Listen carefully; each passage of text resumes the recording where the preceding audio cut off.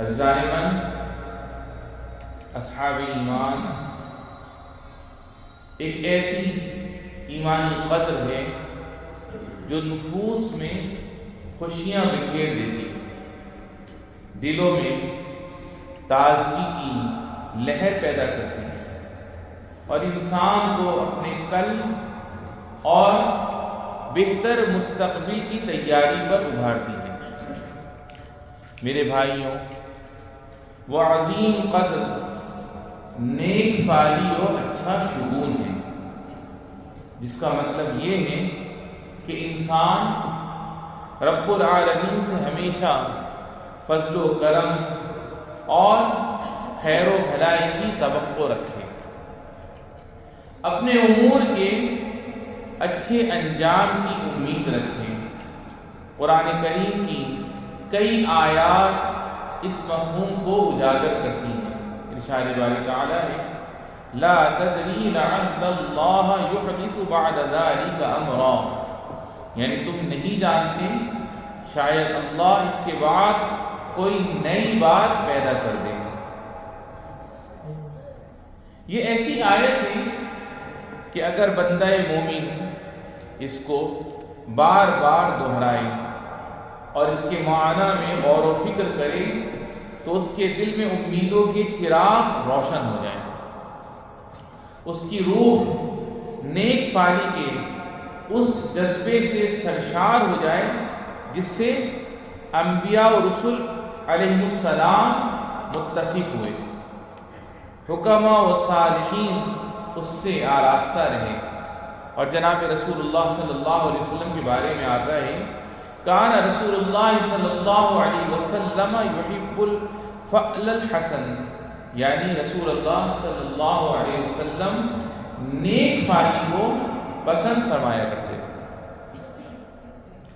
میرے بھائیوں، نیک فعلی کی اولین بنیاد اور اس کو تقویت دینے والے عوامل و اسباب میں سے سب سے اہم چیز اللہ تعالیٰ کی ذات سے حسن ظن رکھنا ہے، کیونکہ یہ نیک فعلی کی کنجی اور اس کی بنیاد ہے۔ چنانچہ جب اہل ایمان حدیث قدسی میں وارد اپنے رب کریم کے اس فرمان میں غور و فکر کرتے ہیں، انا عند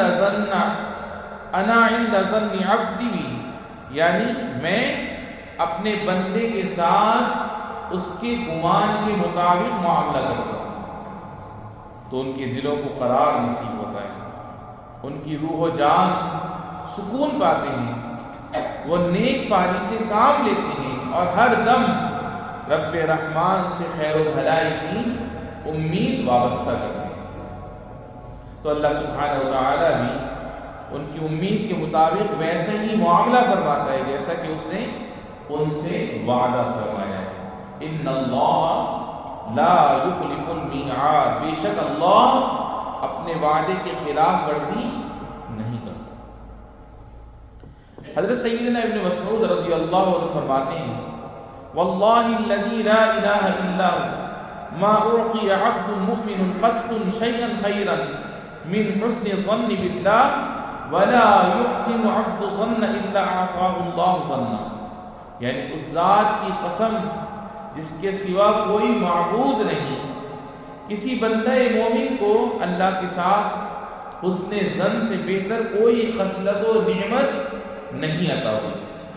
جو آدمی اللہ تعالیٰ کے متعلق حسن ظن رکھتا ہے، اللہ تعالیٰ اس کا حسن ظن ہی سے اسے عطا کر دیتا ہے۔ تو پاک ہے وہ ذات جو اپنے بندوں کے امور کی حکمت و رحمت کے ساتھ تدبیر فرماتا ہے اور ان کے لیے خیر و بھلائی ہی مقدر فرماتا ہے۔ تو میرے بھائیوں، ہر حال میں اللہ تعالیٰ سے حسن ظن رکھیے اور اس آیت کریمہ کو اپنا شعار بنا لیں، حسبنا اللہ سیؤتینا اللہ من فضلہ، یعنی اللہ ہمارے لیے کافی ہے، آئندہ اللہ اپنے فضل سے ہمیں نوازے گا انشاءاللہ۔ اور ہر آسانی و مشکل میں نیک فعلی کو اپنے پیش نظر رکھیں۔ کیا آپ نے اپنے نبی صلی اللہ علیہ وسلم کا وہ قول نہیں سنا جو انہوں نے اپنے یار غار سے اس وقت فرمایا تھا جب خطرات نے انہیں ہر طرف سے آ گھیرا تھا؟ ما ظنک یا ابا بکر باثنین اللہ ثالثہما، اے ابو بکر تمہارا ان دو کے بارے میں کیا گمان ہے جن کے ساتھ تیسرا اللہ ہے؟ میرے بھائیوں، میرے بزرگوں اور دوستوں، یہی نیک فعلی اور اللہ تعالیٰ سے حسن ظن رکھنا ہے۔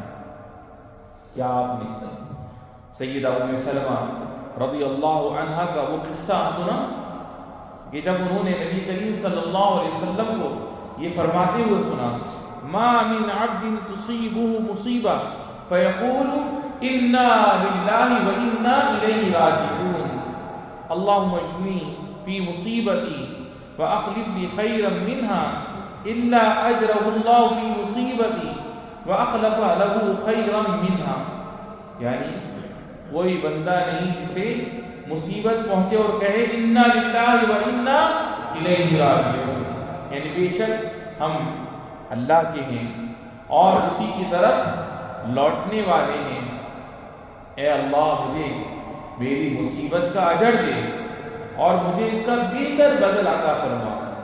مگر اللہ تعالیٰ اسے اس کی مصیبت کا اجر دیتا ہے اور اسے اس کا بہتر بدل عطا فرماتا ہے۔ تو جب حضرت ام سلمہ رضی اللہ عنہا کے خاوند کا انتقال ہوا تو انہوں نے کامل یقین کے ساتھ یہی کلمات کہے کہ جیسا کہ رسول اللہ صلی اللہ علیہ وسلم نے فرمائے تھے۔ تو اس نیک فعلی اور رب تعالیٰ کے ساتھ اچھا گمان رکھنے کا انہیں یہ صلہ ملا کہ ان کا نکاح افضل الخلائق جناب رسول اللہ صلی اللہ علیہ وسلم سے ہوا۔ سبحان اللہ۔ اور یہ خوش انجام ہر اس بندے کو نصیب ہوتا ہے جو رب تعالیٰ پر یقین اور اس پر کامل بھروسہ رکھے، چاہے حالات کتنے ہی کٹھن کیوں نہ ہو جائیں۔ ارشاد باری تعالیٰ ہے سَيَجْعَلُ اللَّهُ بَعْدَ عُسْرٍ يُسْرًا، یعنی کوئی مشکل ہو تو اللہ اس کے بعد کوئی آسانی بھی پیدا کر دے، اس کے بعد اللہ کوئی آسانی بھی پیدا کر دے۔ بعض حکماء کا کہنا ہے کہ جب بھی تمہیں کوئی پریشانی آئے تو اس سے چھٹکارا پانے کے لیے اللہ تعالیٰ پہ حسن ظن کو استعمال کرو، اور بندہ مومن مسلسل اللہ تعالیٰ سے حسن ظن رکھتا ہے، اس کی اطاعت کی کوشش کرتا رہتا ہے، یہاں تک کہ اللہ تعالیٰ اسے جنت میں داخل فرما دیتا ہے۔ سبحان اللہ کے نیک بندوں، نیک فعلی کی سب سے عظیم صورت اللہ تعالیٰ کی ذات سے اچھی امید وابستہ کرنا ہے، کیونکہ محنت کرنے والوں کے لیے امید ہی ایک ایسا ذات راہ ہے جو ان کو اپنا کام محنت سے کرنے پر ابھارتا ہے۔ کیونکہ اگر کامیابی کی امید نہ ہو تو محنت و عمل کا سلسلہ ہی رک جائے۔ ذرا دیکھیے کہ کیسے اللہ کے نبی حضرت یعقوب علیہ السلام نے اپنے بیٹوں کو وصیت فرمائی کہ وہ امید کا دامن نہ چھوڑیں اور اللہ پر کامل توکل کے ساتھ اسباب اختیار کریں۔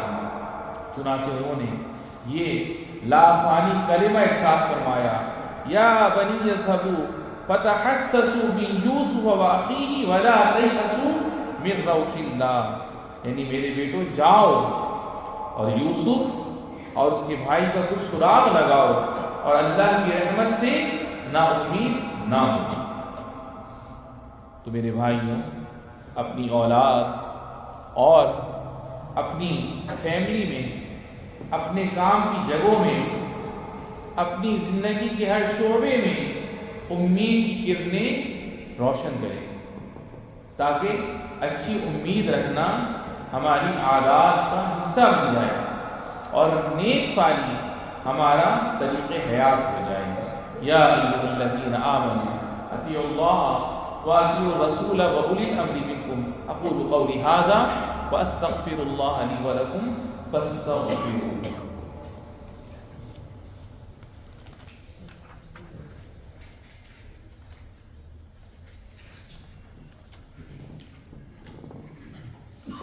الحمد للہ وحدہ والصلاة والسلام علی من لا نبی بعد اما بعد.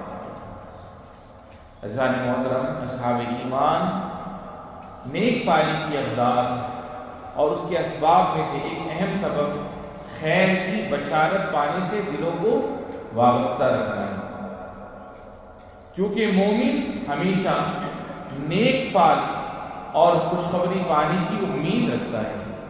وہ اپنے حال و مستقبل دونوں میں خیر کی توقع کرتا ہے. ہمیشہ توہمات و وساوس اور اس کے شکار لوگوں سے کنارہ کشی اختیار کرتا ہے. اور رب تعالیٰ کا یہ قول ملحوظ خاطر رکھتا ہے لا تحسبوه شرا لکم بل هو خیر لکم. یعنی تم اس بات کو اپنے لیے برا نہ سمجھو بلکہ یہ تمہارے لیے بہتر ہی بہتر ہے. تو اس قوی یقین کے ساتھ بندہ مومن اپنے لیے سعادت و نیک بختی حاصل کرتا ہے. اسی لیے ہمارے نبی کریم صلی اللہ علیہ وسلم نے بشارت و خوشکن باتوں کی تلاش اور انہیں پھیلانے کا حکم فرمایا. آپ صلی اللہ علیہ وسلم کا ارشاد ہے بشروا ولا تنفروا، یعنی خوشخبری دو، دور نہ بتاؤ.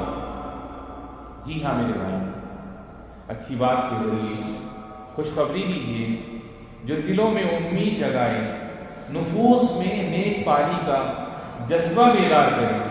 نبی کریم صلی اللہ علیہ وسلم کا ارشاد ہے یعجبنی الفعل الصالح الکلمۃ الحسنہ، یعنی مجھے اچھی فعل پسند ہے، یعنی کوئی کلمہ خیر اور نیک بات. میرے بھائیوں، آج ہمیں اس امر کی اشد ضرورت ہے کہ ہم اپنی گفتگو میں اچھے کلمات کا انتخاب کریں اور اپنے معاملات میں خوشخبری و بشارت دینے والے جملوں کو استعمال کریں، جیسے خیر انشاءاللہ اور خوش رہیں، اور اس طرح کی دیگر کلمات جو انسان کی حوصلہ افزائی کریں، ان کے اندر نیک پالی کا احساس بیدار کریں اور مثبت سوچ کو پروان چڑھائیں جو نیک پالی میں کلیدی کردار ادا کرتا ہے. چنانچہ یہ مناسب نہیں کہ انسان درپیش مشکلات کے سامنے حیران و پریشان کھڑا ہو، بلکہ اسے اپنی عقل و فہم سے چیلنجز سے نمٹنے کی کوشش کرنی چاہیے. تو میرے بھائیوں، مثبت سوچ سے اپنے آپ کو آراستہ کیجیے جو آپ کے لیے مزید کامیابیوں کی راہ ہموار کرے گی. اور اللہ کے فضل و کرم سے آپ یہ کر سکتے ہیں، اور یہی آپ کی شایان شان ہے. اسی صبر و رضا کو اپنا شعار بنائیں، کیونکہ یہ خیر کے دروازے ہیں، نیک پالی کے سرچشمے ہیں. حضرت عمر بن خطاب رضی اللہ عنہ نے حضرت سیدنا ابو موسیٰ اشعری رضی اللہ عنہ کو لکھا ان الخیر کلہ فی الرضا فإن استطعت أن ترضى وإلا فاصبر، یعنی تمام تر بھلائیاں راضی رہنے میں ہیں. اگر تم راضی رہ سکتے ہو تو یہی بہتر ہے، ورنہ صبر اختیار کرو.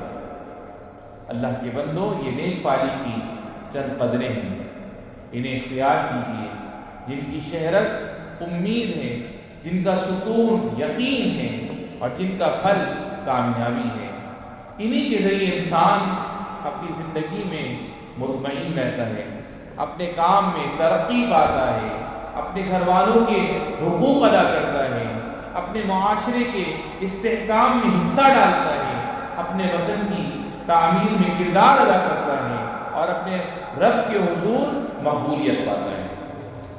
اللہ رب العزت سے دیا ہے کہ رب العالمین ہمیں حسن ظن عطا فرمائے اور ہمیں نیک پالی اپنانے کی توفیق عطا فرمائے.